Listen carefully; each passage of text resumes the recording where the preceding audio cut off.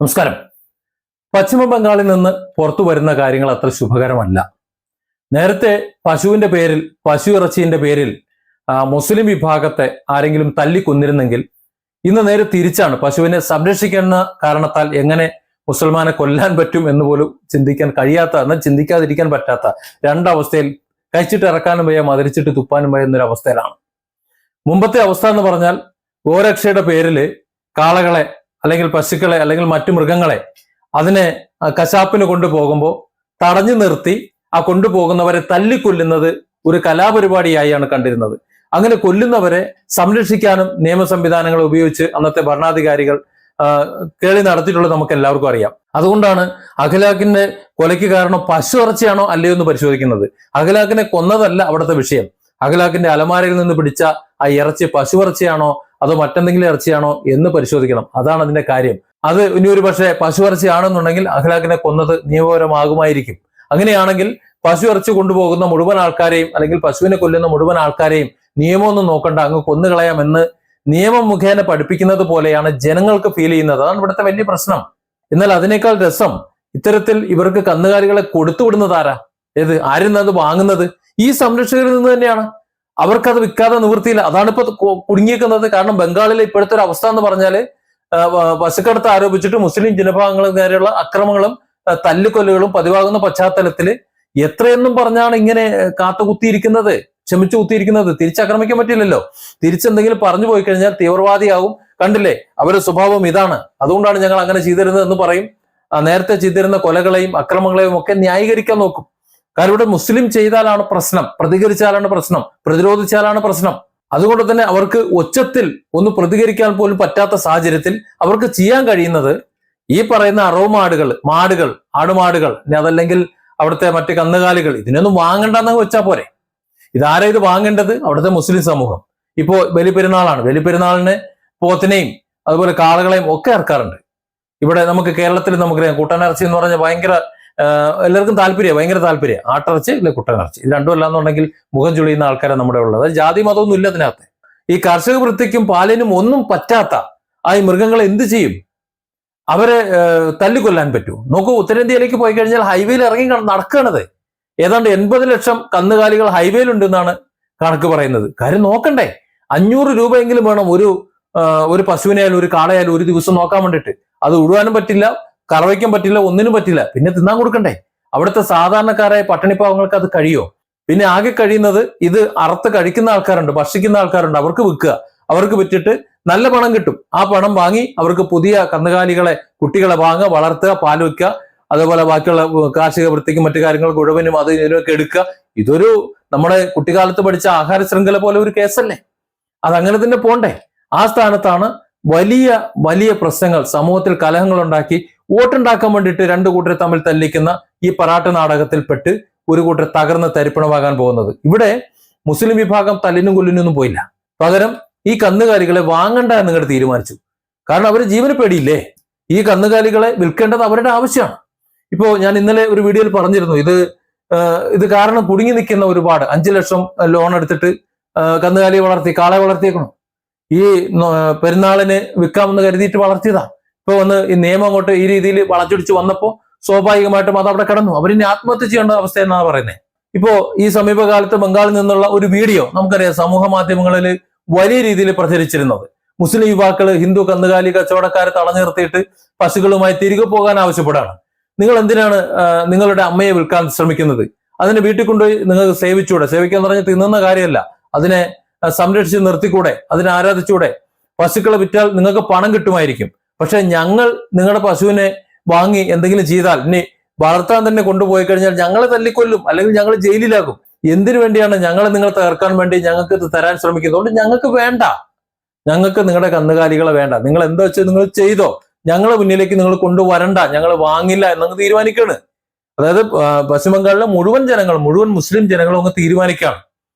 ഇത് ഒരു തരത്തിൽ നോക്കൂ, ഒരു ജാതിപരി ഉണ്ടാക്കുന്ന ഒരു രീതി ആയി പോയില്ലേ? ഹിന്ദുക്കളായിട്ടുള്ള മുസ്ലിങ്ങളായിട്ടുള്ള ആർക്കുള്ളായിട്ടുള്ള ഗോ സംരക്ഷകൻ ഒരു വിഭാഗം, ആ വിഭാഗത്തിൽ നിന്ന് വാങ്ങില്ല എന്നാകുമ്പോൾ ഹിന്ദുക്കളെ കയ്യിൽ നിന്ന് ഒന്നും വാങ്ങില്ല എന്നാകല്ലേ ഒരു ഹിന്ദു മുസ്ലിം ഐക്യമുണ്ട്. അത് തകരുകയല്ലേ ഇവിടെ? കാരണം അവർ ഒരുമിച്ച് ഒരു കുഴപ്പമില്ലാതെ ജീവിച്ചു വന്നവരാ. ഒരുപക്ഷെ ബംഗ്ലാദേശിൽ നിന്നോ അവിടുന്ന് ഇവിടുന്നോ ചില നുഴഞ്ഞേറ്റക്കാർ വന്നിട്ടുണ്ടാവും. എല്ലാത്തിനെ കാലത്തൂക്കി പറഞ്ഞു വിടണം എന്ന് വെച്ച് ഇന്ത്യയിൽ ജീവിക്കുന്നവർക്ക് മനസ്സമാനത്തോടെ ജീവിക്കണ്ടേ? അതുകൊണ്ട് തന്നെ ഗോസംരക്ഷണത്തിന്റെ പേരിൽ നിയമങ്ങൾ കൂടുതൽ കർക്കശമായി നടപ്പിലാക്കുമ്പോൾ മുസ്ലിം ചെറുപ്പക്കാർക്ക്, മുസ്ലിങ്ങൾക്ക്, കശാപ്പുകാരായാലും മാംസം കഴിക്കുന്നവരായാലും ആരായാലും അവർക്ക് അവരുടെ ജീവനെ സംരക്ഷിക്കേണ്ട ഒരു സാഹചര്യമുണ്ട്.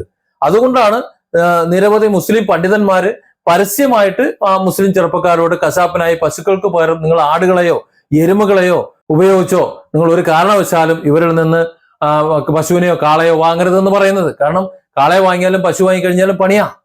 ഇതിനെ കൊണ്ടുപോകുമ്പോഴത്തെ തല്ലിക്കൊല്ലും. നമുക്കറിഞ്ഞല്ലോ, കഴിഞ്ഞ ദിവസം ഞാൻ ഇട്ടൊരു വീഡിയോയിൽ ഏത്തമടിക്കുകയാണ്.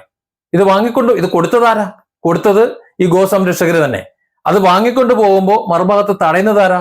അതും ഗോ സംരക്ഷകർ. അവരിത് പിടിച്ചെടുത്ത് ഇവർക്ക് അടിയും കൊടുത്ത് പറ്റുന്നുണ്ടെങ്കിൽ തല്ലിക്കൊന്ന ശേഷം ഇതുപോലെ മറ്റൊരു ഭാഗത്തിന് ഇവർ വില കുറച്ച് മറിച്ച് വിൽക്കുകയാണ്. അത് വിറ്റുന്നത് വാങ്ങിക്കൊണ്ടു പോയാൽ അടുത്ത സ്ഥലത്ത് ഗോ സംരക്ഷകർ അവർ പിടിച്ച് അവരെയും കൂടെ തല്ലിക്കൊല്ലും. എന്തിനാ ഇങ്ങനെ ചാവാൻ വേണ്ടി ഒരു കച്ചവടം നടത്തുന്നതെന്നാണ് ചോദിക്കുന്നത്.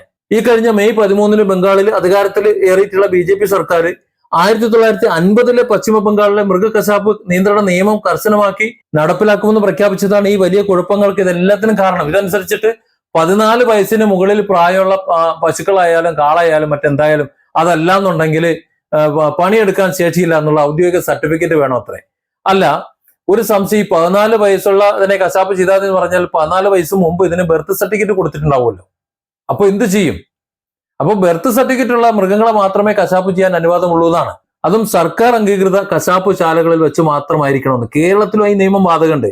കേരളത്തിൽ സർക്കാരിന്റെ മേൽനോട്ടത്തിൽ നടക്കുന്ന അല്ലെങ്കിൽ സർക്കാർ അംഗീകൃത കശാപ്പ് ശാലകൾ എത്ര എണ്ണുണ്ട്? ഇനി ഒന്നും വേണ്ട, നമ്മൾ ഇപ്പൊ ബലിപെരുന്നാൾ വരാൻ പോവാണ്.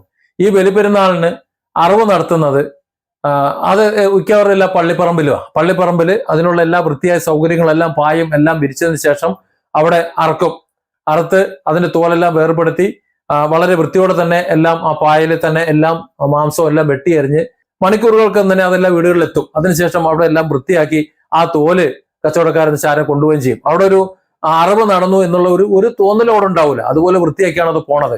ഇതിനെ സർക്കാർ അംഗീകൃത കശാപ്പ് ശാലയിൽ മാത്രമേ ചെയ്യാൻ പാടുള്ളൂ എന്ന് പറഞ്ഞാൽ കേരളത്തില് ഈ കണ്ട ആൾക്കാർ മുഴുവൻ ബലിയെറുക്കാൻ വേണ്ടിയിട്ട് എത്ര ദിവസം സമയമെടുക്കും ഒന്ന് ചിന്തിച്ചാൽ മതി. ഒരു കൊല്ലം കൊണ്ട് തീരുമോ? തീരില്ല. കാരണം നിയമങ്ങളൊക്കെ ഉണ്ടാകും. ആ നിയമങ്ങളൊന്നും, ചില നിയമങ്ങളൊക്കെ എഴുതി വെക്കാനേ പറ്റും, അത് നടപ്പിലാക്കാനൊന്നും പറ്റില്ല. അത് കണ്ണടക്കലാണ്, ആ ഭാഗത്തേക്ക് നോക്കാതിരിക്കലാണ് പതിവ്. നിയമം ലംഘിച്ചാൽ 6 മാസം തടവോ 1000 രൂപ പിഴയോ അല്ലെങ്കിൽ രണ്ടും കൂടിയോ ശിക്ഷ ലഭിക്കും എന്നാണ് പറയുന്നത് കശാപ്പ് ശാലകളിൽ അല്ലെങ്കിൽ. അപ്പൊ സ്വാഭാവികമായിട്ടും എന്താ പറയുന്നത്? വേണ്ട, ഇവിടെ പശുവോ അല്ലെങ്കിൽ കാളയോ അങ്ങനെയുള്ള ഒന്നിനും വേണ്ട, ഞങ്ങൾ ആടിനെ അറുത്തോളാം, ഇല്ലെങ്കിൽ കോഴി അറുത്തോളാം. അല്ല, ഇവിടെ ഏറ്റവും എൻ്റെ ഒരു സംശയം, ഈ പശുവിനും കാളയ്ക്കും അതിനൊക്കെ മാത്രമേ ഉള്ളൂ. ഈ കോഴിക്കെന്ന് പറഞ്ഞ ജീവനില്ലേ? അതിന്റെ ജീവനെ കുറിച്ച് ആരൊന്നും പറയാത്തെ? നല്ലപോലെ വെട്ടി മിണുങ്ങുന്നുണ്ടല്ലോ. വലിയ പെരുന്നാൾ ലക്ഷ്യമിട്ട് മുസ്ലിം വിഭാഗങ്ങളെ ഒന്ന് ഒതുക്കാൻ കൊണ്ടുവന്ന ഈ നിയമത്തെ അതിന് നേരെ പ്രതികരിച്ച് വലിയ സമരമുറകളും മറ്റു കാര്യങ്ങളും നടത്തുമെന്നാണ് സർക്കാർ പ്രതീക്ഷിച്ചത്. പക്ഷേ മുസ്ലിം ചെറുപ്പക്കാര് അതിനോട് സഹകരിക്കുക ചെയ്തത്. സർക്കാർ എന്തോ പറഞ്ഞോ അതിനെ കർശനമായി നടപ്പിലാക്കാൻ വേണ്ടി അങ്ങ് ഇറങ്ങി. അവർ കന്നുകാലി വാങ്ങുന്നത് പൂർണ്ണമായിട്ടങ്ങനെ നിർത്തി.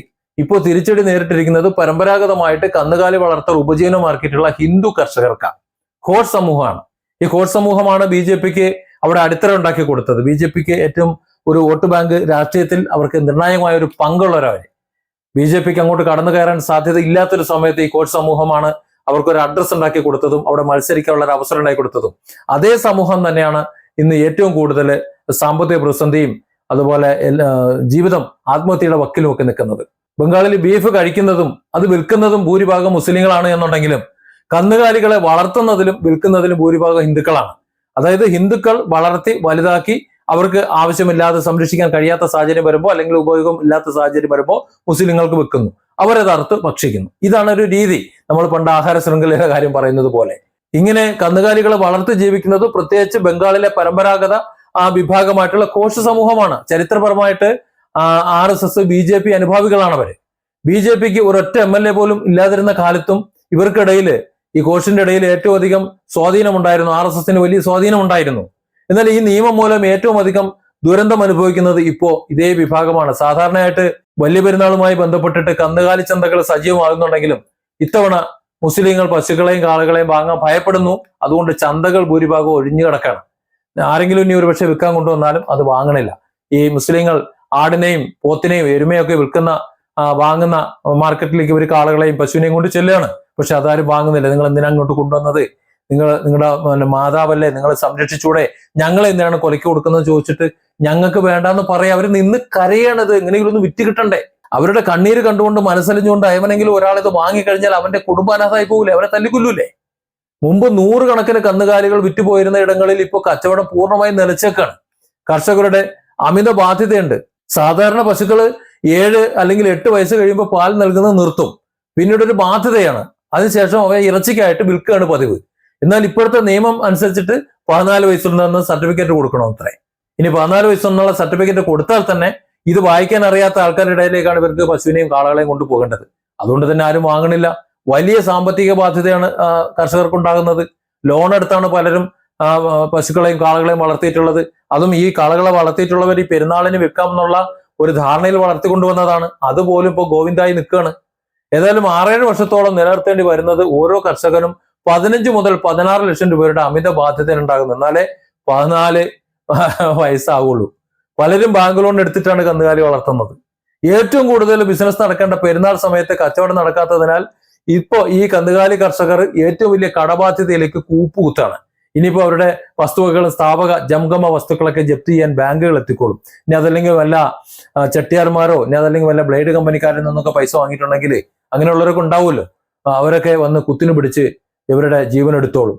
കന്നുകാലികൾ വാങ്ങുന്നത് മുസ്ലിങ്ങൾ ബഹിഷ്കരിച്ചതോടെ ബംഗാളിൽ വലിയൊരു സാമ്പത്തിക സാമൂഹിക പ്രതിസന്ധിയാണ് ഇപ്പോൾ ഉടലെടുത്തേക്കുന്നത്. അതായത് കൊക്കിന് വെച്ചത് ചക്കിന് കൊണ്ടുവന്ന് പറയും. ഇത്തരത്തിലൊരു തിരിച്ചടി ഒരിക്കലും പ്രതീക്ഷിച്ചില്ല. ഇനി മുസ്ലിങ്ങളോട് പറയാൻ പറ്റുമോ, നിങ്ങൾ കന്നുകാലികളെ വാങ്ങ്, നിങ്ങൾ പശുക്കളെ വാങ്ങ്, നിങ്ങൾ കാളുകൾ വാങ്ങിയിട്ട് നിങ്ങൾ പെരുന്നാൾ നിങ്ങൾ അറുത്ത് ഈ ഹിന്ദുക്കളുടെ ഈ സാമ്പത്തിക പ്രശ്നം, അവരുടെ ഇന്നത്തെ ആ ജീവിക്കാനുള്ള ഒരു ദുരവസ്ഥ, അപ്പൊ ഇതൊന്ന് മാറ്റിക്കൊടുക്കുക എന്ന് പറയാൻ പറ്റുമോ? പറ്റൂല. വല്ലാത്തൊരു കുടുക്കിലാണ് ഇപ്പോൾ സർക്കാർ ചെന്ന് പെടുന്നത്. അതല്ലെങ്കിൽ വല്ലാത്തൊരു കുടുക്കിലേക്കാണ് ബംഗാളിലെ ജനങ്ങൾ പോയിക്കൊണ്ടിരിക്കുന്നത്. പ്രത്യേകിച്ചും ക്ഷീര കർഷകർ അല്ലെങ്കിൽ കന്നുകാലികളെ വളർത്തി ഉപജീവനമാർഗം നയിക്കുന്നവർ. Different angles. Don't forget to subscribe and support this channel.